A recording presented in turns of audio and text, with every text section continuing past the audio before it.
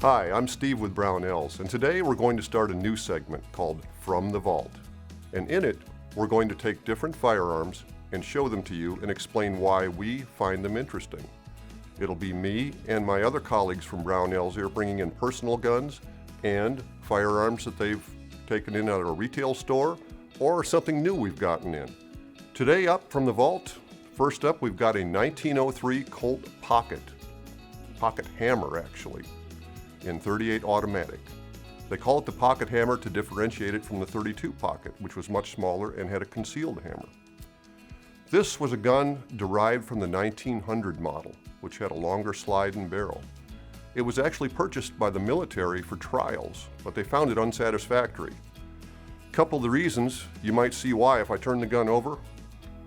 Look there, it makes a nice pocket pistol because it's slick, but there are no controls here. There's no slide stop, no thumb safety, no nothing. So while it come out of your pocket nice and easy, it's a little hard to manipulate, it's hard to carry safely, and yet Colt produced this gun from 1903 up into the 1920s, and it enjoyed very good sales with the civilian market. It shot a relatively robust cartridge, the .38 automatic, .38 ACP in other parlance, which is the equivalent basically of a 9mm Luger. Later on in 1927, I believe it was, they upgraded this round to the .38 Super and they loaded it to higher pressure. Now the .38 Super is a great round, but you should never put it in this particular gun. It'll chamber just fine because it's dimensionally identical, but this is not a strong design and you don't want to shoot it in there. Anybody that talks about these guns will usually warn you about that. Let me show you why that's a fact. This gun is an unusual design in that it has a wedge up front, right here, and that holds the whole thing together. It bears on the recoil spring, and when you push this plunger in, it drops out. So when you fire this gun, if you fire a .38 Super enough times in it, it could conceivably come right off the back because these disassemble from the rear. That's why you shoot the proper ammo in it at the proper pressure.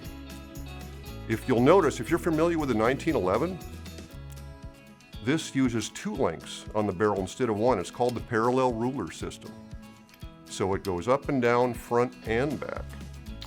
And while it's a neat design, it's fairly complicated in that these pins have to be driven out front and back if you want to change the barrel or even if you want to conveniently clean it. And the military was ultimately looking for something a little more easy to maintain, as well as a larger cartridge. They did try making this gun in .41 caliber, but it just didn't work out. The guns wouldn't hold it. They were just the right size for a .38 caliber, and that was about it. That's all they could take. So reassembly is the reverse.